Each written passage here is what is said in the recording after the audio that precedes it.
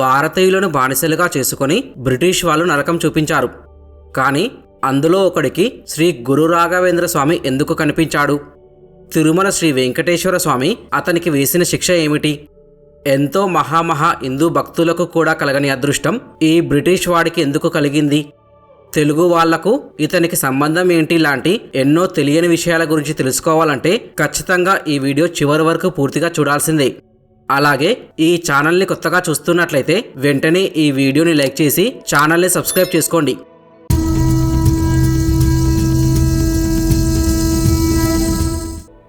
ఆంగ్లేయులు వ్యాపారులుగా వచ్చి మన దేశంలో స్థిరపడి దేశాన్ని దోచుకున్నారు.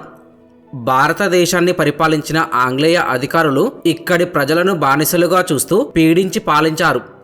వారిలో ఎక్కువ మంది అవినీతిపరులు, అరాచకులు, అహంకారులు, ప్రజల పట్ల ఏమాత్రం అభిమానం లేనివారు. కానీ కొద్దిమంది అధికారులు ప్రజల సంక్షేమం కోసం కృషి చేసి వారి మదిలో నిలిచిపోయారు. ప్రధానంగా తెలుగు ప్రజలు మరువలేని తెల్ల దొరలలో అగ్రగణ్యుడు సర్ థామస్ మన్రో. ఇతను రాయలసీమ వాసులకు ఆపద్బాంధవుడు. సర్ థామస్ మన్రో 1761లో స్కాట్లాండ్లో పుట్టాడు. కుటుంబ పరిస్థితుల వల్ల ఉన్నత విద్య పూర్తి చేయలేక 1780 నాటికి మద్రాసు చేరుకొని బ్రిటిష్ సైన్యంలో చేరాడు. జీతం తక్కువైనా సర్దుకునేవాడు. అయితే మన్రో ఒకసారి తన మిత్రునికి రాసిన ఉత్తరంలో ఈ విధంగా రాశాడు: భారతదేశానికి వచ్చేదాకా నాకు ఆకలి దప్పులు, అలసట, బీదరికం అంటే ఏమిటో తెలియదు. కానీ ఇక్కడ మొదటి 2 నాకు అప్పుడప్పుడు అనుభవంలోకి వస్తుండగా మూడవది మాత్రం నన్ను వెంటాడుతూ ఉండేది అని రాశాడు.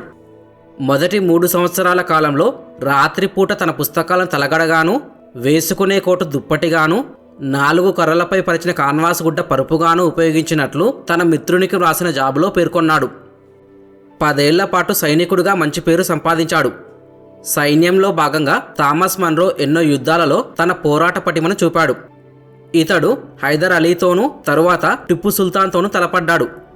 టిప్పు సుల్తాన్ పతనం తరువాత అతని చదువు, పట్టుదలను గమనించిన ఉన్నతాధికారులు 1800 నాటికి ఆయనను రాయలసీమ దత్తమండలాలు అయిన కడప, కర్నూలు, అనంతపురం, బళ్ళారి ప్రాంతాలకు తొలి కలెక్టర్గా నియమించారు. ఒక పక్క తరచూ ముట్టడించే కరువు, మరో పక్క ఊళ్ల మీద పడి నిర్దాక్షిణ్యంగా దోచుకునే పిండారీలనే దొంగలు, ఇంకో పక్క అస్తవ్యస్తంగా ఉన్న స్థానిక పాలన. వీటి మధ్య రాయలసీమలోకి ప్రవేశించాడు మన్రో. అరాచక శక్తులను నిర్దాక్షిణ్యంగా అణచివేశాడు. మన్రో చాలా నిజాయితీపరుడు. ప్రజల నుండి, రైతుల నుండి ఎట్టి కానుకలు స్వీకరించేవాడు కాదు. అయితే ఒకసారి మన్రోకు స్వాగతం ఇవ్వడానికి ఒక గ్రామాధికారి తన గ్రామంలో పెద్ద పందిరి వేయించాడు. ఆ పందిరి వేసినందుకు కూలీలకు పైసా ఇవ్వలేదని తెలుసుకున్న థామస్ మన్రో పందిరి వద్దకైనా వెళ్లకుండా చెట్టు నీడన చిన్న డేరాలో మకాం చేశాడు. రైతుల నుండి పాలు, పళ్ళు కూడా ఉచితంగా తీసుకునేవాడు కాదు. తన క్రింది అధికారులను కూడా అలాగే ఉండనిచ్చేవాడు. ప్రజలు ఆయనను మన్రోలప్ప, మన్రోలయ్య అని పిలిచేవారు. అయితే 18వ శతాబ్దం వరకు తిరుమలలో నైవేద్య నివేదనకు, శ్రీవారి కైంకర్యాలకు, చివరికి భక్తులకు ప్రసాదం పంచడానికి కూడా వెదురు బుట్టల్ని ఉపయోగించేవారు.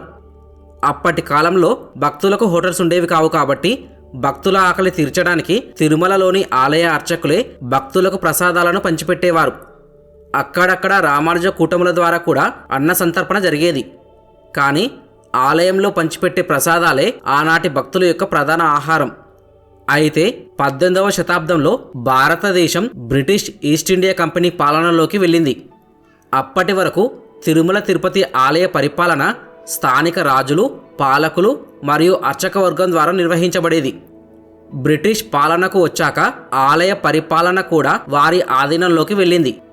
మద్రాస్ ప్రెసిడెన్సీలో ఈస్ట్ ఇండియా కంపెనీకి కలెక్టర్గా ఉండే థామస్ మన్రో తిరుమల ప్రాంతాన్ని చూసుకునేవాడు.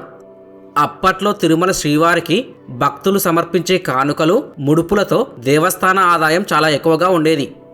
ఆ ఆదాయాన్ని పర్యవేక్షించడానికి థామస్ మన్రో చాలాసార్లు తిరుమల వచ్చినా ఒక్కసారి కూడా శ్రీవారి దర్శనం చేసుకోకుండా తిరిగి వెళ్ళిపోయేవాడు. ఎందుకంటే ఈయన పూర్తిగా క్రైస్తవ పద్ధతులు పాటించే విదేశీయుడు. అతనికి మన సనాతన ధర్మం అన్నా, మన ఆచార వ్యవహారాలు అన్నా చాలా చులకన భావం ఉండేది. అందుకే శ్రీవారి దర్శనం చేసుకోకుండా తిరిగి వెళ్ళిపోయేవాడు. అయితే ఒకసారి థామస్ మన్రో తిరుమల ఆలయం చుట్టూ చూడాలని నిర్ణయించుకొని మొత్తం ప్రాంగణాన్ని పరిశీలిస్తున్నప్పుడు వందలాది మంది భక్తులు శ్రీవారి ప్రసాదం తింటూ కనిపించారు. తిరుమలలోని భక్తులకు గుడి ప్రాంగణంలోనే పులిహోర, దద్దోజనం వంటి శ్రీవారి ప్రసాదాలను పంచిపెట్టేవారు.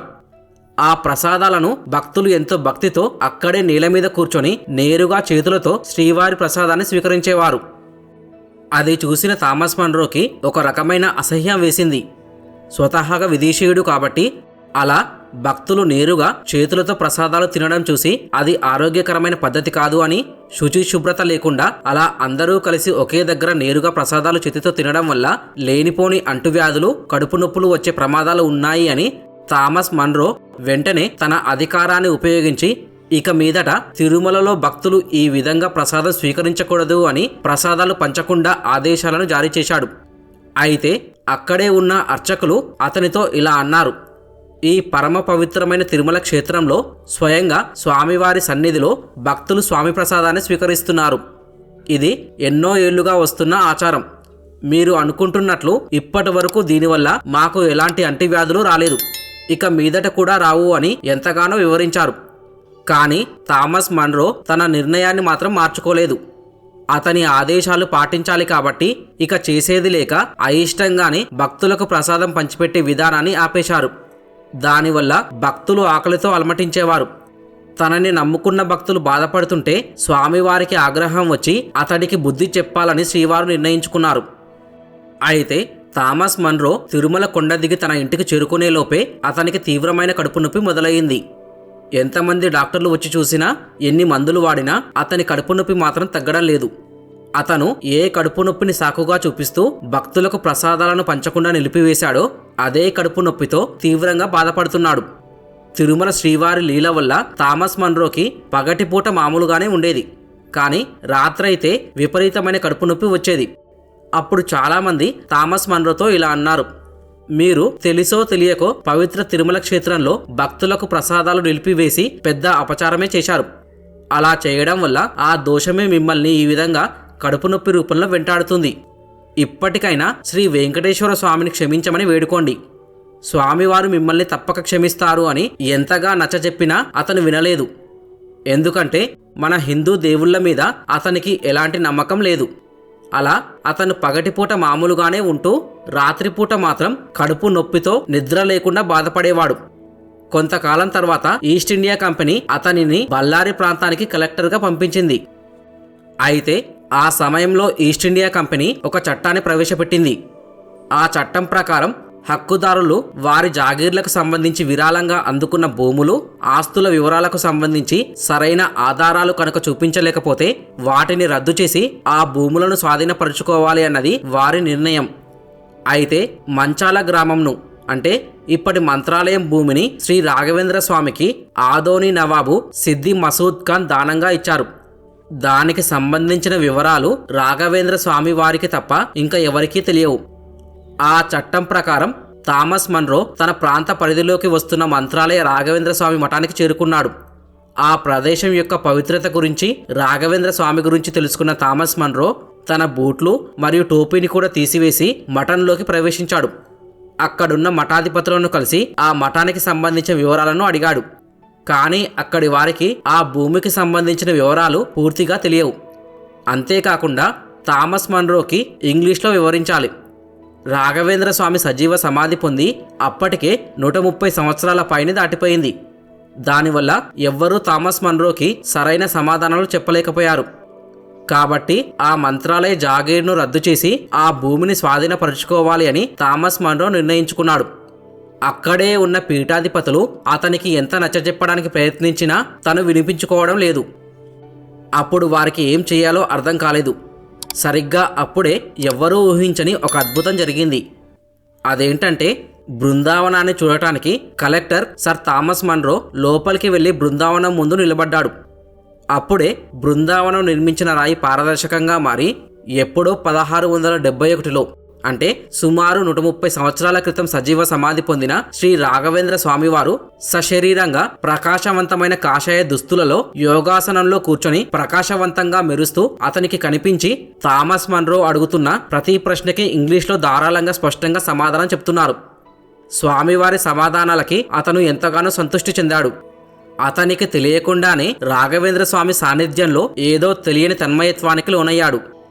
రాఘవేంద్ర స్వామి అతనికి మంత్రాక్షతలను ఇస్తే వాటిని అత్యంత భక్తి శ్రద్ధలతో స్వీకరించాడు. తర్వాత రాఘవేంద్ర స్వామి వారు నవ్వుతూ అతనిని ఆశీర్వదించి బృందావనంలో అంతర్ధానం అయిపోయారు. ఇక్కడ విచిత్రం ఏమిటంటే ఇప్పటి వరకు అక్కడున్న రాఘవేంద్ర స్వామివారు కేవలం థామస్ మన్రోకి మాత్రమే కనిపించారు, ఇంకెవ్వరికీ కనిపించలేదు. బృందావనం చుట్టూ ఉన్న భక్తులు మన్రో ఎవరితో మాట్లాడుతున్నాడో అర్థం కాక అయోమయంగా చూస్తున్నారు. కానీ అతని మాటలను బట్టి మఠాన్ని కాపాడటానికి స్వయంగా శ్రీ రాఘవేంద్ర స్వామివారే వచ్చారు అని తెలుసుకొని అందరూ పులకించిపోయారు. మన్రో రాఘవేంద్ర స్వామివారి రూపాన్ని గురించి తన డైరీలో వాట్ ఏ మ్యాన్, ఆ కళ్ళలో కాంతి, మృదువుగా పలికిన శాసించే స్వరం, ధారాళమైన ఆంగ్లం మాట్లాడారు అని వ్రాసుకున్నారంట. ఇక ఆ సంఘటన తర్వాత మంత్రాలయ భూమి ఎప్పటికీ మఠానికి చెందేలా ఉత్తర్వులు జారీ చేశాడు. అయితే కొందరు హేతువాదులు రాఘవేంద్ర స్వామివారు కనిపించడం ఏంటి, ఇదంతా అబద్ధం, దీనికి ప్రూఫ్ ఏంటి అని అంటుంటారు. కానీ అదృష్టం కొద్దీ ఆ సంఘటన జరిగినట్టుగా ఇప్పటికీ ఆధారాలున్నాయి. శ్రీ రాఘవేంద్ర స్వామి మఠం భూములకు సంబంధించిన ఈ నోటిఫికేషన్ మద్రాస్ ప్రభుత్వ గెజిట్లో అధ్యాయం 15 పేజీ 213లో మంచాలి ఆదోని తాలూకా అనే శీర్షికతో ప్రచురించబడింది. ఈ ఆర్డర్ ఇప్పటికీ తమిళనాడు చెన్నైలోని ఫోర్ట్ సెయింట్ జార్జ్ మరియు మంత్రాలయంలో భద్రపరచబడింది. ఈ సంఘటన జరిగిన తర్వాత మన్రో పూర్తిగా మారిపోయాడు. అతను భారతీయ సంస్కృతి ఆధ్యాత్మికతపై గౌరవభావాన్ని పెంచుకోవడమే కాదు, మంత్రాలయంను ఆదరించి మఠానికి మరింత రక్షణ కల్పించాడు. థామస్ మన్రోకు శ్రీ రాఘవేంద్ర స్వామి మహిమ ప్రత్యక్షంగా అనుభవించడం అన్నది ప్రపంచానికి ఒక సందేశం. ఆధ్యాత్మిక శక్తుల్ని నమ్మని వారికి కూడా స్వామివారి మహిమను నిజమని నమ్మించేలా చేసిన గొప్ప సంఘటన ఇది. ఈ సంఘటన జరిగిన వెంటనే థామస్ మన్రోకు గవర్నర్ పదవి లభించింది. అయితే ఇప్పటికీ థామస్ మన్రో యొక్క కుటుంబం రాఘవేంద్ర స్వామిని దర్శించడానికి మంత్రాలయానికి వస్తున్నారు. వారు 2018 జూలైలో మంత్రాలయం సందర్శించినప్పుడు సాంప్రదాయ దుస్తులు ధరించి వచ్చారు. ఒక విదేశీయుడు అయ్యుండి కూడా రాఘవేంద్ర స్వామితో జరిగిన సంఘటన వలన అతను రాఘవేంద్ర స్వామి భక్తుడై ఆ మఠానికి ఎన్నో సేవలు చేశాడు. కాకపోతే ఇంత జరిగినా స్వయంగా శ్రీ రాఘవేంద్ర స్వామి వారి ఆశీస్సులు పొందినా కూడా థామస్ మన్రో కడుపు నొప్పి మాత్రం తగ్గలేదు. ఆ విషయంలో మాత్రం ప్రతిరోజు నరకమే అనుభవిస్తున్నాడు. అతను పడుతున్న బాధను అప్పటి మంత్రాలయ పీఠాధిపతులుగా ఉన్న సుబోధేంద్ర తీర్థుల వారిని కలిసి అతని కడుపు నొప్పిని తగ్గించమని వేడుకున్నాడు. కొద్ది కాలంగా థామస్ మన్రోలో వచ్చిన ఆధ్యాత్మిక పరివర్తన, సనాతన ధర్మం పట్ల అతని భక్తిని గమనించిన ఆయన ఒక్క క్షణం కళ్ళు మూసుకొని జరిగిందంతా తెలుసుకొని అతనితో ఇలా అన్నాడు: నువ్వు పవిత్రమైన తిరుమల క్షేత్రంలోని శ్రీవారి విషయంలో ఆయన ప్రసాదాల పట్ల ఘోరమైన అపచారమే చేశావు. కాబట్టి నువ్వు వెంటనే తిరుమలకు వెళ్ళి దానికి తగిన ప్రాయశ్చిత్తం చేసుకో. అప్పుడే నీవు పడుతున్న బాధకు ఉపశమనం లభిస్తుంది అని చెప్పి తిరుమల క్షేత్ర మహిమను కూడా తెలియజేశాడు.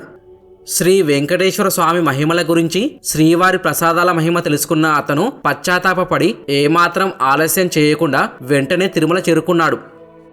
ముందుగా శ్రీ వెంకటేశ్వర స్వామికి క్షమాపణలు చెప్పుకొని ఇంతకు ముందు తను తిరుమల గుడి ప్రాంగణంలో ఎక్కడైతే శ్రీవారి భక్తులు కింద కూర్చొని చేతితో ప్రసాదాలు తినడం చూసి అసహ్యించుకున్నాడో అక్కడే అదే నేలపైన కూర్చొని తన చేతితో స్వామి ప్రసాదాన్ని భక్తితో స్వీకరించి స్వామిని క్షమించమని పదే పదే వేడుకున్నాడు. ఆశ్చర్యంగా ఎంతో కాలంగా అతనిని బాధ పెడుతున్న అతని కడుపు నొప్పి క్షణాల్లో మటుమాయమైపోయింది. అతను ఎంత ఎక్కువ తింటే అంత నొప్పి తగ్గి ప్రసాదం మొత్తం తినేసరికి కడుపు నొప్పి తగ్గిపోయింది. తప్పు తెలుసుకున్న థామస్ మన్రో శ్రీవారి భక్తులకు మళ్లీ మునుపటిలాగా ప్రసాదాలు పంచిపెట్టేలా, వాటిని భక్తులు నేరుగా ఆలయం దగ్గరే తినేలా తిరిగి ఉత్తర్వులు జారీ చేశాడు. అంతేకాదు, శ్రీవారి కైంకర్యాల కోసం, నైవేద్యాల సమర్పణ కోసం అప్పటి వరకు వాడుకలో ఉన్న వెదురు బుట్టలకు బదులుగా ఇత్తడి గంగాళాలను భక్తితో స్వామివారికి సమర్పించుకున్నాడు. ఇప్పటికీ తిరుమలలో అలాంటి గంగాళాలనే వాడుతున్నారు. వాటిని మన్రో గంగాళాలు అనే పేరుతో పిలుస్తుంటారు. అయితే థామస్ మన్రో ఇంత పశ్చాత్తాపపడినా శ్రీవారి దర్శనానికి మాత్రం నోచుకోలేదు. ఇతను రాయదుర్గంలోని ప్రసన్న వెంకటేశ్వర స్వామిని దర్శించి ఆలయానికి మాన్యాలిచ్చాడు. తాడిపత్రిలోని చింతల రాయస్వామి ఆలయ ఆస్థాన మంటపాన్ని, కళ్యాణ మంటపాన్ని మరమ్మత్తు చేయించాడు. ఆలయంలో సక్రమంగా పూజలు జరిపే ఏర్పాటు చేశాడు. అయితే రాయలసీమ తరతరాలుగా అనావృష్టికి గురి అయిన ప్రాంతం. ప్రకృతి వైపరీత్యానికి తోడుగా పిండారీల దోపిడీలు, పాలెగాల దురాగతాలు సీమ ప్రజలను నానా యాతనలకు గురిచేసేవి. ఆ కాలంలో రాయలసీమలో 80 మంది పాలెగాళ్లుండేవారు. వీరిలో కొందరు నిరంకుశులుగా మారి గ్రామాలను దోచుకునేవారు. బందిపోట్లుగా వారి అనుచరులు ఉండేవారు. హైదరాలీ, నిజాం, గోల్కొండ నవాబులు కూడా వారిని అరికట్టలేకపోయారు. థామస్ మన్రో తన సైన్యంతో పాలెగాళ్లను కఠినంగా శిక్షించాడు. అరాచకంగా ఉన్న రాయలసీమ జిల్లాల్లో జిల్లా కోర్టులు, పోలీసు యంత్రాంగాలు ఏర్పాటు చేశాడు. మన్రో కఠిన చర్యల వల్ల సుస్థిరమైన పాలన ఏర్పడింది. మన్రో స్వయంగా పేదరికాన్ని చవిచూసిన వాడు కావడంతో సాధారణ ప్రజల కష్టాలను తనదిగా భావించగలిగేవాడు. మైళ్ళ తరబడి కాలినడకన గ్రామాలను సందర్శిస్తూ రైతుల ఇబ్బందులను గమనించేవాడు. గ్రామాల్లో డేరాలు వేసుకొని ఉంటూ అక్కడ ప్రజలతో సమావేశాలు జరిపేవారు. ఇతను రైతుల పట్ల ఎంతో ఉదారంగా వ్యవహరించేవాడు. థామస్ మన్రో రైత్వారీ విధానంను ప్రవేశపెట్టిన వ్యక్తిగా చరిత్రలో నిలిచాడు. ఇది రైతుల నుండి నేరుగా భూమి పన్నులు వసూలు చేసే విధానం. ఈ విధానం అనేది జమీందారీ వ్యవస్థకు విరుద్ధంగా ఉండి సాగు చేసే భూములపై రైతులకు యాజమాన్య హక్కులు కల్పించడం. తాను కలెక్టర్గా పనిచేసిన 7 ఏళ్లలో 3 లక్షల ఎకరాలకు పట్టాలు పంపిణీ చేశారు. రైతులకు భారమైన శిస్తులను అంతకంతకు తగ్గించాడు. పూడిపోయిన చెరువులు కనబడిన వెంటనే పూడిక తీయించి నీటి లభ్యతను పెంచాడు. భారతీయులు తెలుగు, ఇంగ్లీష్ భాషలు నేర్చుకొని ప్రభుత్వ ఉద్యోగాలు పొందడానికి వీలుగా జిల్లా, తాలూకా స్థాయిలో పాఠశాలను నెలకొల్పాడు. అంతేకాదు, సర్ థామస్ మన్రోకు తెలుగు భాష అంటే ఎనలేని అభిమానం. 1805 నాటికే థామస్ మన్రో తెలుగు వ్రాయడం, చదవడం నేర్చుకున్నాడు. రాయలసీమ రైతులతో ఆయన తెలుగులో మాట్లాడేవారు. తన క్రింది అధికారులు కూడా విధిగా తెలుగులోనే వ్యవహరించాలని ఆదేశించాడు. 1807లో మన్రో తన పదవికి రాజీనామా చేసి స్వదేశానికి తిరిగి వెళ్ళాడు. తిరిగి 1820 జూన్ 8వ తేదీన మద్రాస్ గవర్నర్గా తిరిగి వచ్చాడు. అతడు పాలించిన 7 సంవత్సరాలు రాష్ట్రంలో విద్యాభివృద్ధికి కృషి చేశాడు. అంతేకాదు, భారతీయులను పెద్ద పదవులలో నియమించాడు.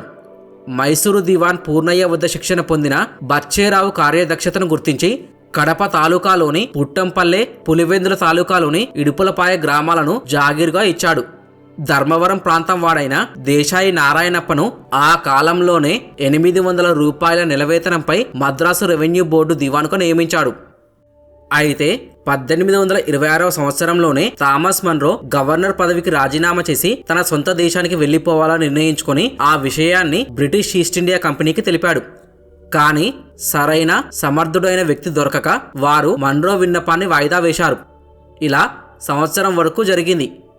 ఈలోగా తనకు అభిమాన పాత్రమైన దత్త మండలాలను చివరిసారి చూద్దామని అతను కడప నుండి తన పటాలంతో బయలుదేరాడు.